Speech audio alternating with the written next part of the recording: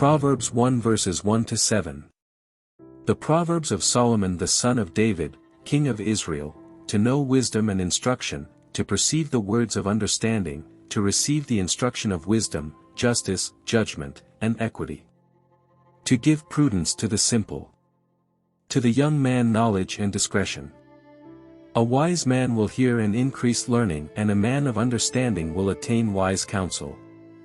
To understand a proverb and an enigma, the words of the wise and their riddles, the fear of the Lord is the beginning of knowledge, but fools despise wisdom and instruction. So starting with verse 1, we will break down every verse that follows, to gain a greater understanding of what Solomon was saying through these riddles and proverbs that are full of God's wisdom.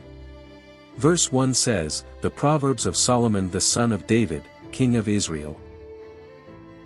Israel's golden era was ruled by Solomon the third monarch, a son of the legendary King David. Solomon prayed to God for wisdom, after he was told by God that he may have anything he desired. God granted this request, giving Solomon not only wisdom but also enormous riches, authority, and a kingship age of peace. Most of the book of Proverbs was written by Solomon. Things like palaces and the magnificent temple, or known as the home of God in Jerusalem, was constructed by Solomon's laborers. Proverbs 1 verses 2 to 3 says, to know wisdom and instruction, to perceive the words of understanding, to receive the instruction of wisdom, justice, judgment, and equity. God defends the wise person because he honors God. A fool rejects God's commands. Such a person faces numerous risks. These risks are described in the book of Proverbs. Proverbs 1 verse 4 says, to give prudence to the simple, to the young man knowledge and discretion. What does Solomon mean by simple? We shouldn't describe someone as simple today. We could be offending them. They may assume that we are saying they are foolish. A simple person is someone who is not wise, according to the book of Proverbs. Solomon's intentions go beyond this. Simple individuals can be freely persuaded to commit wicked deeds by evil people. But nobody is truly exceptional, for we have all committed sins. Everyone has occasionally fallen short of God's expectations, but God desires for the uneducated ones to understand His knowledge as well. When we ask God into our lives, He starts to reveal these things, when we are fully open to learning His understanding. As we study and put God's word into practice in our life, He will then assist us in becoming wiser and more knowledgeable. The meaning for when He's referring to the young people. Back then, proverbs were passed down from fathers to sons, and daughters were taught them by their mothers. They were taught to grandchildren by their grandparents. Kids had to rely on their memories, and the kids' memory were put to the test by the adults. Children gained wisdom in this way so that they would know what to do in the event of difficulties in the future. These sayings are something we should impart to our children, friends, and family. Together, we will all gain profound insight in this way. The wisdom of God does not shift. Solomon offered counsel that is still priceless and insightful even today. People who are young will age. The knowledge we impart to children now will stick with them and be passed on to future generations. Proverbs 1 verse 5 says, a wise man will hear and increase learning, and a man of understanding will attain wise counsel. This means the person of wise understanding appreciates wisdom. They are always considering it, they are curious to find out more. They are never too exhausted to consider wisdom. He still makes errors, but if you correct a smart man for them, he will still love you for it. He even requests your instruction. A wise man who is taught will advance in wisdom. He'll ask for suggestions. He is trying to comprehend how God works. He'll gain knowledge as he studies more. He will comprehend even challenging words revealed by God's wisdom. Proverbs 1 verses 6 to 7 says, to understand a proverb and an enigma, the words of the wise and their riddles. The fear of the Lord is the beginning of knowledge, but fools despise wisdom and instruction. In those days, riddles were challenging questions that might be used to encourage discussion and reflection on significant issues. Verse 7, Solomon suggests that true wisdom and knowledge come from having a healthy respect and fear for God and His teachings.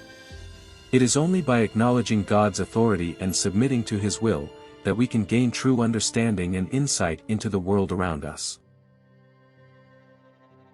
Proverbs 1 verses 8 to 13. Shun evil counsel. My son, hear the instruction of your father, and do not forsake the law of your mother, for they will be a graceful ornament on your head, and chains about your neck. My son, if sinners entice you, do not consent. If they say, come with us, let us lie in wait to shed blood, let us lurk secretly for the innocent without cause. Let us swallow them alive like Sheol, and whole, like those who go down to the pit, we shall find all kinds of precious possessions, we shall fill our houses with spoil. Proverbs 1 verses 8 to 9 says, My son, hear the instruction of your father, and do not forsake the law of your mother, for they will be a graceful ornament on your head, and chains about your neck. Verse 8 was meant to encourage children to listen to their parents' guidance and to learn from their wisdom. Verse 9 explains how wisdom must be acknowledged. Wisdom is also priceless and honorable, it is like wearing a crown on your head, or gold chain around your neck once you have it. Proverbs 1 verses 10 to 16. The thieves' plan. My son, if sinners entice you, do not consent. If they say, come with us, let us lie in wait to shed blood, let us lurk secretly for the innocent without cause. Let us swallow them alive like Sheol, and whole, like those who go down to the pit. We shall find all kinds of precious possessions, we shall fill our houses with spoil, cast in your lot among us, let us all have one purse. My son, do not walk in the way with them, keep your foot from their path, for their feet run to evil, and they make haste to shed blood. The thieves' plan cautions readers about the perils of unsavory company and the repercussions of associating with wicked people. The passage starts off with a parent telling his son not to fall prey to wicked folks who might tempt him. The passage then goes on to discuss the perils of conformity as well as the justifications that evil persons make to entice people into their company.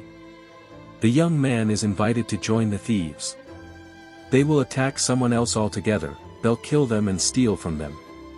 The thief and the young man think they will become wealthy soon. The passage ends with a caution against following sinful men and the significance of paying attention to wisdom, for then the young man is set up by the same thieves and put to death for the same riches they all desired. Verses 17 through 19 says, Surely, in vain the net is spread in the sight of any bird, but they lie in wait for their own blood. They lurk secretly for their own lives, so are the ways of everyone who is greedy for gain, it takes away the life of its owners. When we choose not to follow God's truth, our desires take control of us, and we will stop at nothing to appease them.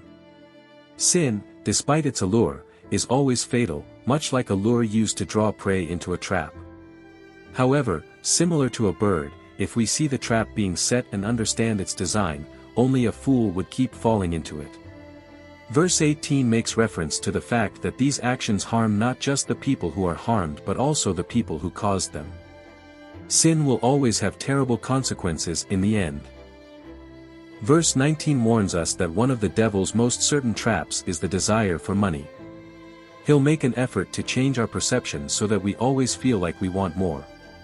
To identify any selfish things we may have that we can't let go, we must pray to God for help and understanding.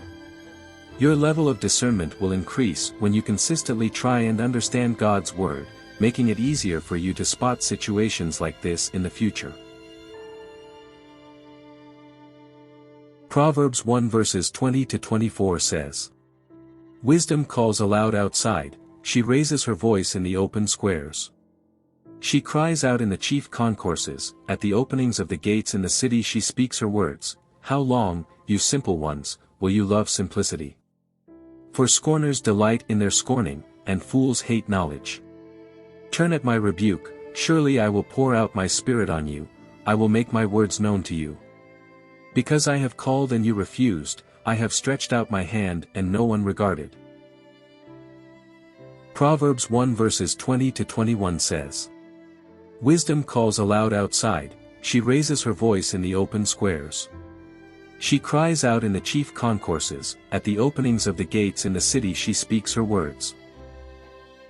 The image of wisdom shouting in the streets alludes to wisdom becoming alive inside of us, speaking and behaving as though it were a real person. Wisdom is the intellect of God made known, it is not an independent thing. For those who seek it, wisdom is always waiting around every corner, and for those that don't seek wisdom regularly, risk grave consequences.